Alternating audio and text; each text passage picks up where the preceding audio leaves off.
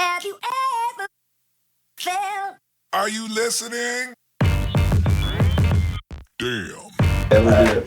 What's going on, YouTube? Welcome to another episode of Race to 100. I'm Neil Batay. I'm Rick Storcell. And this is episode 4.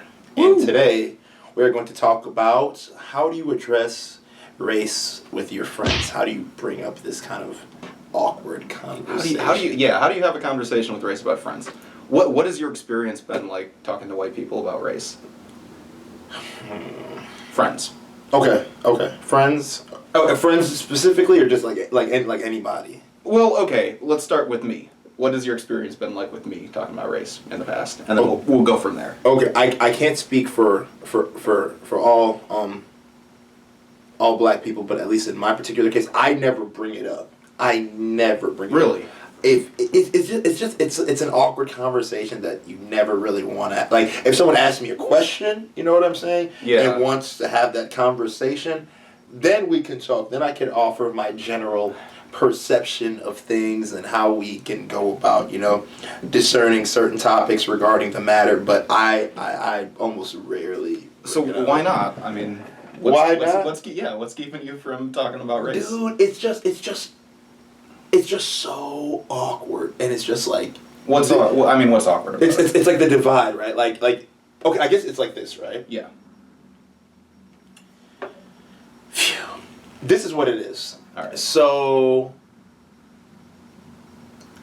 we the black community has one of the stereotypes with the black community is that we're always complaining about race and equality or lack thereof between whites and blacks, and we need to push ourselves up, not make excuses, not complain, etc. So I guess why I've always been reluctant to bring it up to white people is because I don't want them to think that I'm coming off as a complainer or somebody trying to make excuses for my lack of whatever I lack or particular shortcomings, So that's why I'm kind of like, because I don't like to use, race as an excuse for me to for anything, Yeah. I'm not one of those. I know I will succeed in life regardless of, what the color of my skin is. And I guess I'm reluctant to bring that up to people because I don't want them to think I'm trying to make an excuse. But like, if you feel that way even with friends though? Even with friends, I feel like a lot of white people, and I'm not generalizing, but I feel like a lot of white people don't like to have those racial conversations about race. So that's why I don't even bring them up. Now, if someone wants to bring them up to me and ask me a question, all right, now we can get into it. You know what I'm saying? But I'm one who kind of tries to shy away. How many times have do you have an idea of how many times a person, friends have talked to you about race or brought it up or anything like that? It probably happens, I want to say, in high school it was like once a week.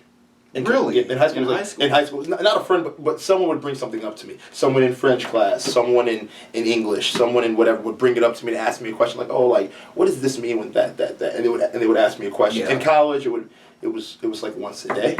Yeah, and you went to Marquette. And I did go to Marquette. Shout out to our Golden Eagles. It lacks diversity, dude. Really? Oh my Marquette goodness. does? Marquette. Oh yeah. Okay. Oh yeah. I want to say most 75% of the student body population at least is Caucasian American. The minority presence at Marquette is very little, miniature. But it's getting better. Obviously, with time, but it's not up there in numbers like we anticipated it to be. Yeah, it's interesting though. You had mentioned high school once a week. I don't think that I ever remember talking about race in high school. Maybe after I met you in junior year. Yeah. But before then, in junior high, definitely not. But I don't. He said in junior high, definitely not. I really didn't. And I think that was because those were questions that didn't really cross my mind. And we talked last episode about Black Lives Matter a little bit. And I think that part of the shift that we're seeing right now in the wider culture is black people are starting to be proactive about talking about race. And you are having more of these conversations, Mm-hmm. really. Mm-hmm. But I don't know. I mean, I'm wondering if that's like a generational thing, or if that's just because of social media, we have an opportunity to engage in that conversation on a global scale, really now. Okay. You know, Riggs, I'm gonna correct myself here. Whoa, really? Okay, guys, note this. This never happened. So. Funny man over here. Coffee brings the jokes out of him. But let me tell you. So, okay, moments ago, what I said, I was like, I don't bring it up. Okay, that's not entirely true. If I see a conversation happening, all right, and they're talking about race, and things are being incorrectly said, facts are misrepresented. All right. I get you there. I will assert myself into the situation and correct them. Yeah. You know what I'm saying? So like, no, actually, that's not true. Like I am one of those guys like if I see like a group of white people and they say like slavery never happened or racism doesn't exist, I'm gonna be like, you guys are crazy. Like, how many of friends of those do you have? No one ever says slavery never happened. But you like there are people out there who still think racism doesn't exist, and then I'll be like, no, like it doesn't. Like, and then they'll be like, okay, well tell me and tell me what that means, and I'm like, well, no, check this out here, check this out there, you know, see where this is, and then they're like, okay, well, I guess so, you know. So maybe that's the disconnect that we have right now, is that when black people talk about race, it's to talk about the negative impact that white society or racism or whatever is having on them, where you don't really have a conversation about the black experience with white people that doesn't involve those entrenched topics of racism and you know, white dominance and all of that. So it's interesting because I see those opportunities where you like point out if somebody says like racism doesn't exist, for example, in encounters that I've had, black individuals tend to, you know, engage in the way that I think that you had mentioned about saying, well, actually, this is the reality that exactly. exists. But that's like, that could be an opening to a greater conversation. Yeah. And I don't. Or a really terrible one at that. Because, you know, sometimes you leave from those conversations feeling like you've enlightened someone, you've made a difference in someone's day, and sometimes you leave from those conversations like, why did I even waste my time? That was a complete waste of an articulate argument, and I could have totally used that energy towards something else. Like, do you feel like a lot of white people don't listen or don't hear what you're trying to say? Friends? Whoa. Rick, let me tell you something, man. I mean, this is me personally. I don't have a lot of white friends anymore. Like in high school, you know, I did. You know, I was a very friendly guy. You know, you know, we played sports. Then in college, living in the dorms, hanging out. But like, honestly, like, I only hang out with two white guys. Yeah. That's you and that's Victor. And these are guys that I went to high school with. And it's not because I'm against it or have any issues with. It's just, man, like, I don't know. Cultural divide. I don't know if it's a cultural divide or it's just like, you know, like you and I, like, I mean, I don't have a lot of black friends. Yeah, exactly. Like you and I are very different, but we've known each other for so long. You know what I'm saying? So I'm not exactly gonna break that. Same with Victor, but like, yeah, man, I don't know what it is. I don't know if it's the cultural divide or just, you know, the differences between, you know, our personalities, regardless of culture or whatever. But yeah. Well, I think that because it is so rare that people have crossed those racial boundaries to develop those friendships, I think that that's something that needs to have more attention focused on it. I mean, if you do have an African American friend, or if you're an African American and you have a white friend, I mean, those are dialogues that, when they do happen, they tend to be in the form of talking about racism or, you know, correcting misconceptions.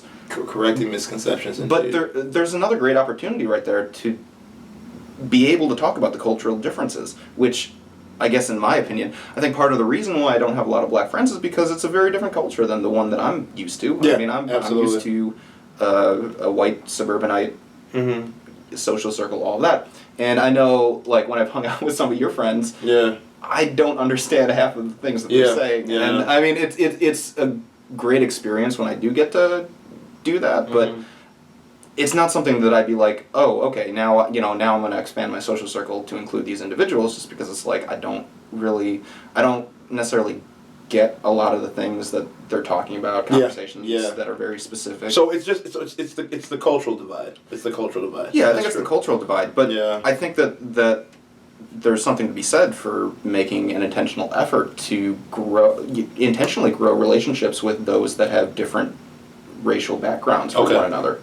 Absolutely. But that's like against what we're inclined to do as human beings. We segregate. So having a conversation with somebody of a different race is like, it's an awkward conversation, and it's not like dinner table conversation. It's not like it falls in the category of things that you don't talk about, like religion, politics, and now it's like race. I mean, just stuff that's not meant for polite conversation. Yeah, exactly. Those conversations, as I mentioned earlier, they aren't the most comfortable to have all the time. But again, after having some of these conversations, you can walk away feeling enlightened or feel like, damn, why'd I waste my time? But I mean, they are conversations that do, it has to happen, and it does have, and these situations have to be addressed. So and, I mean, even when as we're talking about this, it's like I'm framing the conversation, and I'm trying to be aware of this, as in black people need to talk to white people about their experience. I don't want it to come off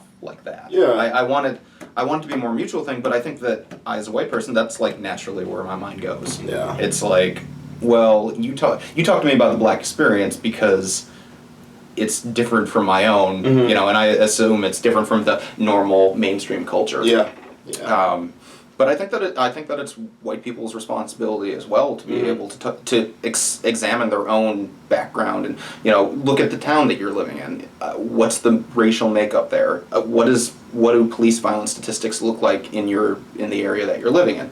I mean, as a white person, to be aware of what's going on in your own white culture, and it is a white culture. I mean, I think that perhaps can offer an opportunity to have some of these conversations that aren't meant to be aggressive or correctional. I mean, it can be more of a dialogue than a